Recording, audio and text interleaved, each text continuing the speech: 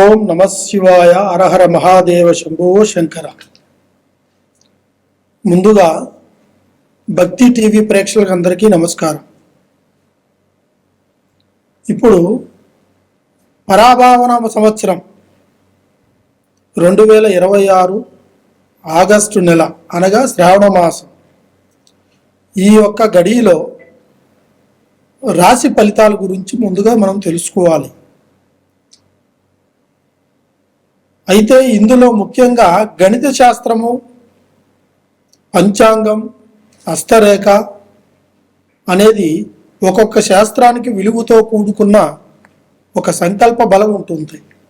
ఆ బలము పంచాంగ బలమునాన్ని బట్టి, ముఖ్యంగా తిథిని, నక్షత్రము, రాశి బలాన్ని బట్టి చూసేదే పంచాంగ బలం.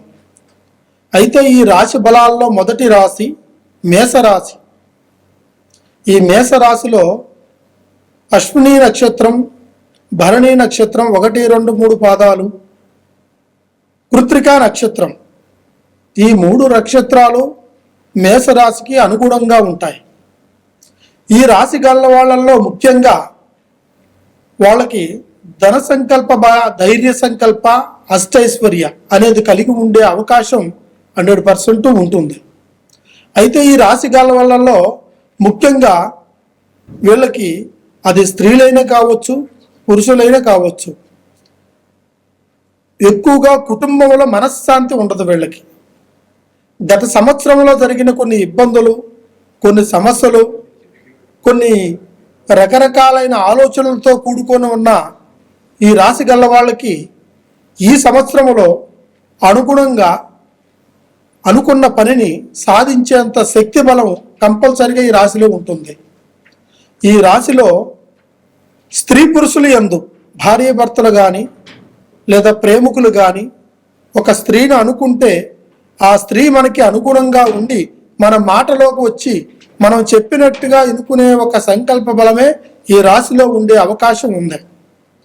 అదేవిధంగా వీళ్ళకి ఉద్యోగస్తులు కానీ, లేదు ప్రైవేటు జాబస్తులు కానీ, వ్యాపారస్తులు కానీ ఎవరైనా కూడా ఈ రాశిగాలలో ఎక్కువగా మనశ్శాంతిని కోల్పోతుంటారు, సంపాదించిన ధనాన్ని కోల్పోతుంటారు.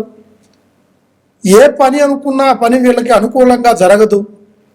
కొన్ని ఇబ్బందులు అన్ఎక్స్పెక్టెడ్గా వీళ్ళ మీద వచ్చి పడిపోతుంటాయి. అది స్త్రీ నుంచి పురుషుడికి కావచ్చు, పురుషుడి నుంచి స్త్రీకి కావచ్చు, ఏ విధంగా అయినా వచ్చి సమస్యల్ని ముందుకు తీసుకెళ్లే ఒక అవకాశం ఉంటుంది. ఈ రాశి వాళ్ళలో ఎక్కువగా దైవ బలాన్ని కోల్పోతుంటారు. ఎందువల్లరా అంటే వీళ్ళు అనుకున్నది ఒకటి, జరిగేది ఒకటి. ఏ కార్యాన్నైనా సరే దాన్ని సిద్ధి చేయగలుగుతాము అనుకొని ముందంజుతో, ధైర్యంతో ముందుకెళ్తారు.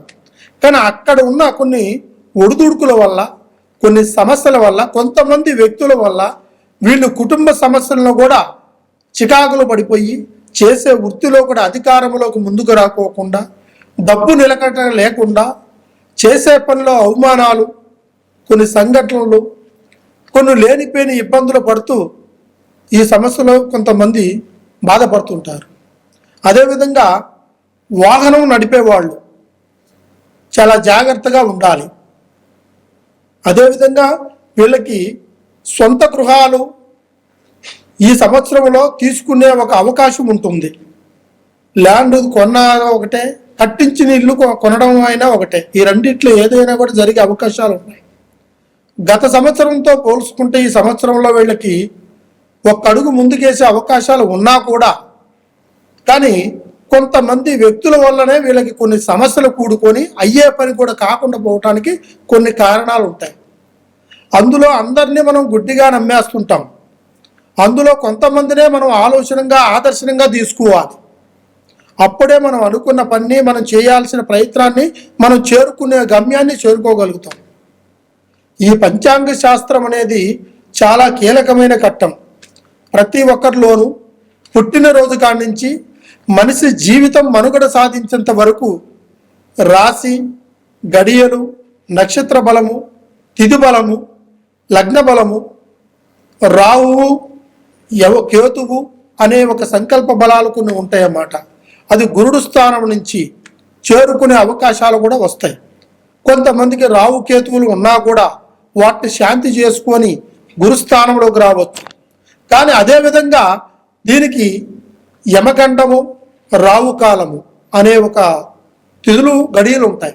ఆ గడియల్లోనే కొన్ని కార్యాలను చేస్తేనే ఈ యొక్క మేషరాశి గల వాళ్ళకి మంచి అమృత గడియలు ఏర్పడతాయి. దాన్ని బట్టి ఆ రాశిలో వాళ్ళకి కళ్యాణం కాని వాళ్ళైనా సరే, కళ్యాణం అయిన తర్వాత సంతానం లేని వాళ్ళకైనా సరే, కుటుంబంలో భార్యాభర్తల మధ్య వచ్చే చిన్న చిన్న గొడవలకైనా కారణమై తర్వాత వీళ్ళు చేస్తున్న వృత్తిపరంగా కూడా ఎదుగుదల లేవటానికి కూడా, పైకి రావడానికి కూడా కొన్ని కష్టాలు పడటానికి కారణాలు కూడా కొంతమంది వ్యక్తుల ద్వారాగా, కొన్ని గడియల ద్వారాగా, అదృష్ట బలాల ద్వారాగా కొన్ని సమస్యలు కూడుకుంటుంటాయి. ఇటువంటి సమస్యలు ఉన్నవారు ఎవరైనా సరే ఎక్కడి నుంచైనా మమ్మల్ని సంప్రదించవచ్చు. ఫోన్ ద్వారాగా కాంటాక్ట్ చేయొచ్చు. కింద కనపడుతున్న ఈ కాంటాక్ట్ నెంబర్స్ ఉన్నాయి. ఈ నెంబర్కి మీరు కాల్ చేస్తే ఖచ్చితంగా మీకు ఎటువంటి సమస్య ఉన్నా కూడా ఆ సమస్యని మీ దగ్గర వివరించి దాన్ని పరిష్కారం చేయొచ్చు. అదేవిధంగా మీరు ఏదైనా అనుకుంటే అది మనస్ఫూర్తిగానే చేయాలి. అది మనం భగవంతుడు ఇచ్చిన వరం. ఈ వరాన్ని మనము ఉపయోగించుకోవాలి. కానీ కొంతమంది దీన్ని కొన్ని విధాలుగా వాడుకుంటుంటారు. దాన్ని కూడా మనం గ్రహించుకొని ఏ విధంగా పరిష్కారం అవుతుంది, ఏ స్వామిని మనకు అనుకూలంగా ఉంటాడో అనేది దాన్ని గమనించాలి. వ్యక్తిగత విషయాలైనా సరే, మనసులో మానసికంగా నలిగిపోతున్న బాధలైనా సరే, కొన్ని పర్సనల్ విషయాలైనా కూడా మనకి ఖచ్చితంగా ఈ రాశి వాళ్ళకి ఉంటే కంపల్సరిగా వాటికి నేను పరిష్కారం చెప్తాను, చేయగలుగుతాను. మీరు ఎంత దూరం నుంచైనా సరే ఫోన్ ద్వారా కూడా మీకు ఆ పరిష్కారాన్ని చెప్పగలుగుతాను, చేయగలుగుతాను. ఏదైనా సరే మనస్ఫూర్తిగా మనుగడతో సాధిస్తే రేపు జరగబోయేదాన్ని మనం తుదిలోనే మనం తగ్గించుకోవచ్చు. ఏ కార్యాన్ని మనం మనస్ఫూర్తిగా చేసుకోవచ్చు. ఇటువంటి సమస్యలు చాలామందికి ఉన్నాయి. ప్రజలు ఒక్కసారి గుర్తించాలి. సమస్యలు ఉన్నవాళ్ళు ఏ విధంగా అయినా సరే దాంట్లో విద్యలో సారాన్ని తెలిసిన వాళ్ళు, ఆ విద్యలో పట్టు తెలిసిన వాళ్ళు, శాస్త్రగణంలోకి ఒక పట్టును నిలబెట్టుకున్న వాళ్ళ ద్వారాగానే ఆ ఒక్క ప్రాబ్లాలకి సమస్య అనేది తెలుసుకొని, గుర్తించి, గ్రహించి వాటికి పరిష్కారం చేయగలిగిన వాళ్ళైతేనే వీటిని చేయగలుగుతారు, చూస్తారు కూడా. అందుకే దేవుడు మనకి ఇచ్చిన ఒక వరాన్ని పంచాంగము, గణితము, శాస్త్రము, హస్తరేఖ, ఫేస్ రీడింగు ఇవన్నీ మనకి రూపాల్లో ఇచ్చిన వరం. దాన్ని అన్ని విధాలుగా కొంతమంది రకరకాలుగా వాడుకుంటుంటారు. కానీ మీకు ఏ ఒక్క కష్టం వచ్చినా కూడా ఒక్కసారి గురువు గారిని సంప్రదించండి. ఈ ఒక్క సమస్యకి నేను ఖచ్చితంగా పరిష్కారం ఏమున్నా కూడా నేను చెప్పి చేయగలుగుతాను. సర్వేజన సుఖనో భవంతు. ఓం నమః శివాయ.